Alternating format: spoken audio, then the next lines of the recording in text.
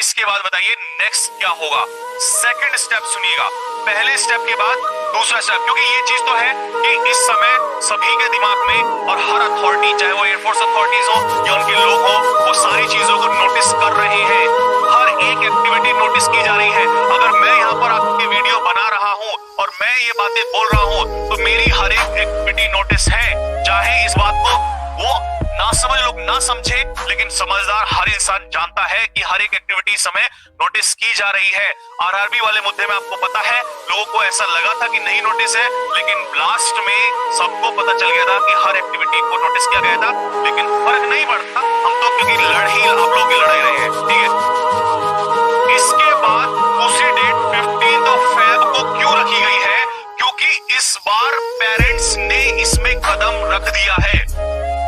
Parents इसमें आगे आ चुके हैं और पेरेंट्स की लिस्ट और उनके जो स्टूडेंट्स हैं और उनके पेरेंट्स हैं उनकी लिस्ट भी बन रही है। हम 15 तारीख को सभी लोग 15 फेब को सभी लोग दिल्ली में एक बड़े लेवल पे प्रेस कॉन्फ्रेंस करने जा रहे हैं। फिर सुनिए कि इस प्रेस कॉन्फ्रेंस में रहेगा कौन कौन। सबसे पहले जितने भी टीचर्स हैं, सभी टीचर्स, जी हाँ बिल्कुल सही सुन रहे हैं आप, जितने भी टीचर्स इसमें हैं, सारे टीचर्स दिल्ली में एक ही मंच पे आपको दिखाई देंगे और उसी मंच से जितने भी हमारे मीडिया वाले लोग हैं या हमारे बाकी इन्फ्लुएंसर जितने भी जिनको भी इस चीज में इफेक्ट डाल सकते हैं वो सभी लोग, और सबसे आगे रहेंगे इसमें स्टूडेंट्स प्लस। सुनिएगा, ये अभी वो वाला नहीं है कि आप नारा प्रोटेस्ट वाला केस है, ध्यान से सुनिएगा। इसमें स्टूडेंट्स, कुछ स्टूडेंट्स हम उठाएंगे एनरोलमेंट वाले, कुछ स्टूडेंट्स हम उठाएंगे इसमें जिनका ओवरेज हो जा रहा है वो वाले, जिनकी अपकमिंग वैकेंसीज का इंतजार कर रहे हैं, और कुछ स्टूडेंट जिनका रिजल्ट बचा हुआ है वो स्टूडेंट्स, एंड प्लस कुछ स्टूडेंट जो अभी आर्मी एंड बाकी ऑल। तो इस तरीके से, और उनके पेरेंट्स साथ में रहेंगे और उसके माध्यम से हम प्रेस कॉन्फ्रेंस करने जा रहे हैं दिल्ली में।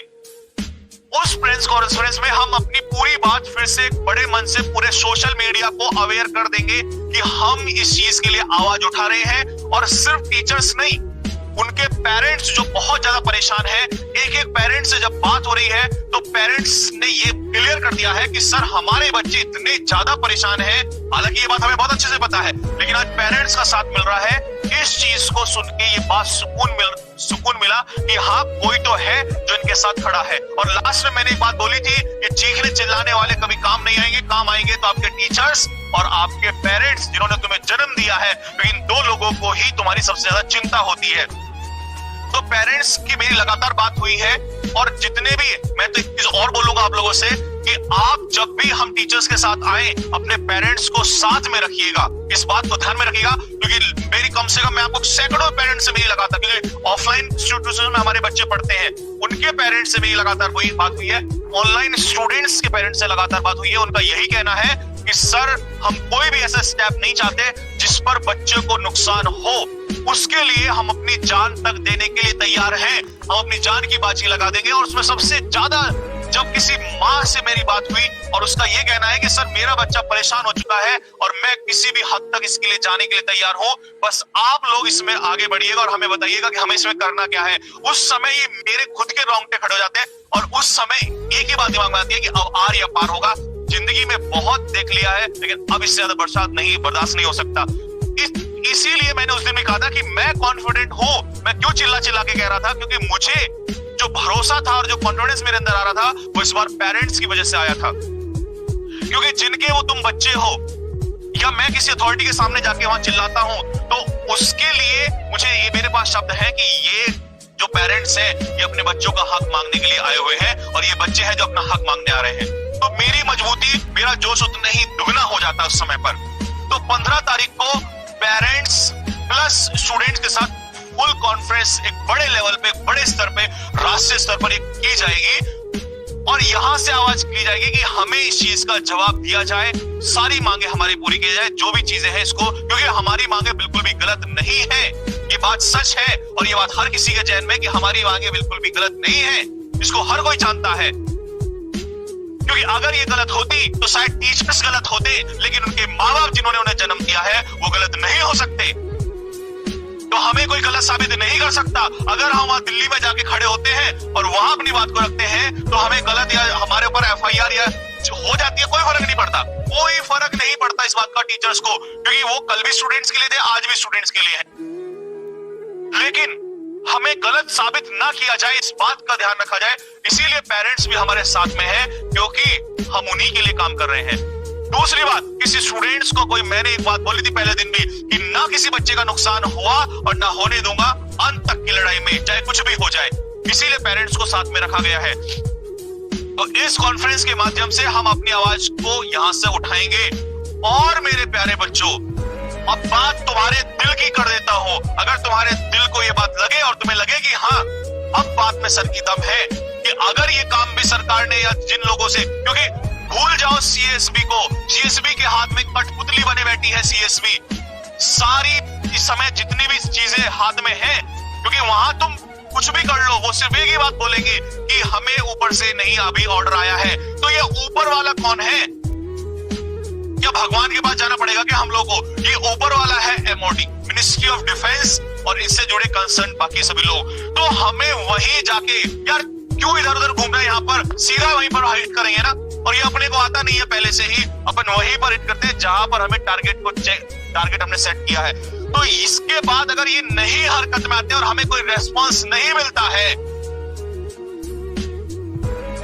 अगर तुम्हें लगे कि तुम्हारा कमांडर वास्तव में इस बार उतरा है मैदान में और अंत तक लड़ेगा, तो उसके बाद की तीसरी डेट जो हमने रखी है वो 25 जो होगी, 25 तारीख होगी इसके बाद फाइनल डेट। और उस 25 तारीख को 1000 या 2000 नहीं, उस तारीख को 1000 कम से कम टीचर्स और 1 लाख से भी ज्यादा लोग उस दिन दिल्ली में होंगे।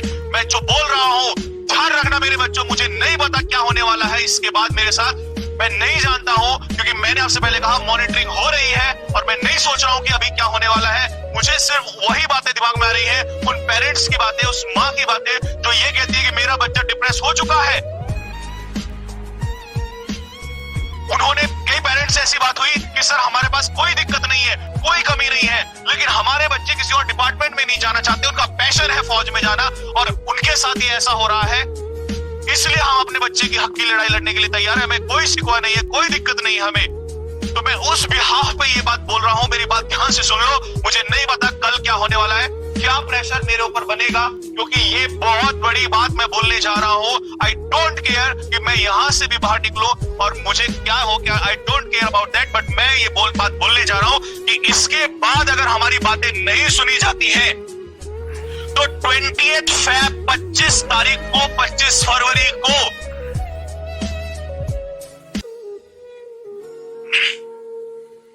छोटी मोटी मात्रा में नहीं, 1000 टीचर्स और लाखों से भी ज्यादा स्टूडेंट्स और उनके पेरेंट्स जो हैं, उस समय ये जाकर कोई हंगामा नहीं करेंगे, लेकिन इस भारी मात्रा में, इस भारी भीड़ में और शांतिपूर्वक अपनी बात को रखेंगे। चाहे एक दिन में हमारी बात सुनी जाए और चाहे हमें 1 महीना लगे या साल भर लगे, वहीं पर रहेंगे और इस बात को लेकर ही वहां से उठेंगे।